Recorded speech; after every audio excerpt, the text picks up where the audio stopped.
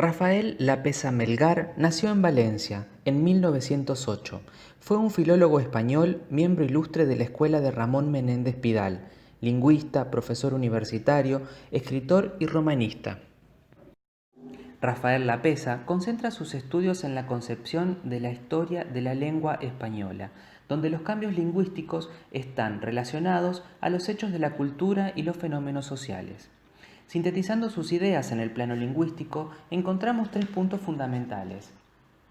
En el primero, la evolución lingüística se explica por razones internas de la propia lengua, coincidiendo con Menéndez Pidal en la idea de que constituyen tendencias evolutivas de carácter general que se contienden entre sí y que intervienen factores de la vida social. En un segundo punto, encontramos que la escritura y principalmente la literatura reflejan los fenómenos evolutivos. Es decir, los testimonios valorados son una fuente privilegiada para el estudio de la historia lingüística.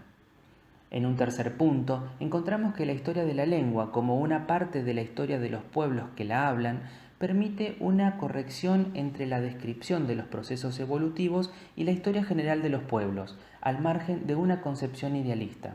Los trabajos de historia lingüística de Lapesa no son en sentido estricto estudios sociolingüísticos, pero todas las explicaciones de los fenómenos de cambio están referidas a fenómenos sociales. Antonio de Nebrija fue el primero que se interesó en esta cuestión, no como historiador, sino desde el estudio de la gramática y de la ortografía, y de su dependencia de las latinas. Dejó bien establecido el origen del latino de la lengua romance, introduciendo el concepto de corrupción lingüística. Se interesó más por la comparación entre el latín clásico que el estudio de los procesos de evolución. Establecer el origen de la lengua castellana generó mucha polémica a través de los tiempos. López Madera, Andrés Poza y Luis de las Cuevas se empeñaban en hacer creer que la primitiva lengua española ya se hablaba en la península ibérica 500 años antes de la llegada de los romanos, según lo probaba un pergamino escrito en puro castellano. No obstante, la primera obra que puede ser considerada como una historia de la lengua española es la de Bernardo de Alderete, quien rechaza su teoría y afirma de manera clara la común pertenencia de las lenguas románticas al tronco latino, admitiendo la influencia de otras lenguas como sustratos prerromanos, helenismos, germanismos, arabismos, en forma de préstamos léxicos. La acertada descripción de la expansión del castellano primitivo por la península ibérica percibe una evolución interna de la lengua, no desde un sentido estricto de la fonética histórica, ya que la corrupción no es sólo influencia de otras lenguas, sino también a un proceso inherente de la naturaleza histórica. La teoría de la corrupción del latín como origen del castellano fue seguida por la mayoría de los humanistas y tuvo una gran repercusión. Su obra desempeña un importante papel léxico y dio origen en la más importante obra de la filología española del Siglo de Oro, que fue El Tesoro de Covarrubias. Durante el siglo XVIII interesa más un aspecto normativo del uso lingüístico.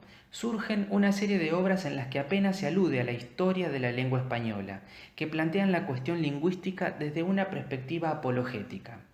Distinto es el caso de Maillán Ciscar, que tiene un claro sentido en la evolución lingüística y se basa en su teoría de la infusión divina y compara a las lenguas con ríos que, denominándose de la misma manera en todo su curso, llevan siempre aguas diferentes.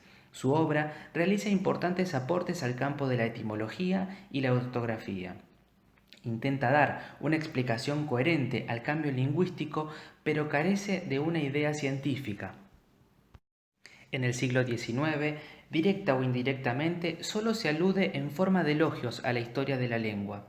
Apenas se aportan nuevas ideas. Al final del siglo, la filología española se incorpora plenamente a las nuevas corrientes con los grandes maestros. La obra de Rafael Lapesa nos permite analizar la concepción de la historia de la lengua. También se interesó por la fonética histórica. Su pensamiento teórico y metodológico están fundados en la idea de que los cambios lingüísticos son correlatos de los cambios sociales y culturales. Emplea el método positivista entrelazado a una interpretación cultural y literaria. Este tipo de trabajo, léxicos semánticos, históricos, da como resultado varias tesis doctorales. La idea básica sería que el vocabulario reflejan la ideología y la cultura de un autor, de un grupo generacional y cultural y de un periodo histórico. Tras la necesidad de construir una obra que constituyera una descripción global de la evolución del español desde sus antecedentes prerromanos hasta la época actual, se propuso realizar un libro dirigido no solo a los especialistas, sino también a ese estrato social que debía conocer, como un bien cultural, el significado de la historia lingüística. La importancia que Lepesa le concede a la evolución moderna y contemporánea lo dejó plasmado en una de sus obras. En su volumen sobre el español moderno y contemporáneo recoge sus estudios durante el siglo XVIII y XIX, proyectados sobre dos asuntos básicos. En primer lugar, la relación entre las palabras, ideas y cosas, cuestión importantes en la transmisión del mundo contemporáneo. La segunda, las cuestiones de la lengua y estilos en escritos como Feijó, Larra y Espanceda. Lepesa dedicó gran parte de su trabajo a la labor de la Real Academia Española. Rafael Lepesa, profesor y científico riguroso, con sus estudios históricos imprescindibles para quien se acerca al conocimiento de nuestro pasado histórico y lingüístico y también para quienes advierten que el uso de la lengua y su constante evolución encontramos siempre al hombre concreto y a la comunidad donde el hombre se realiza como un ser histórico.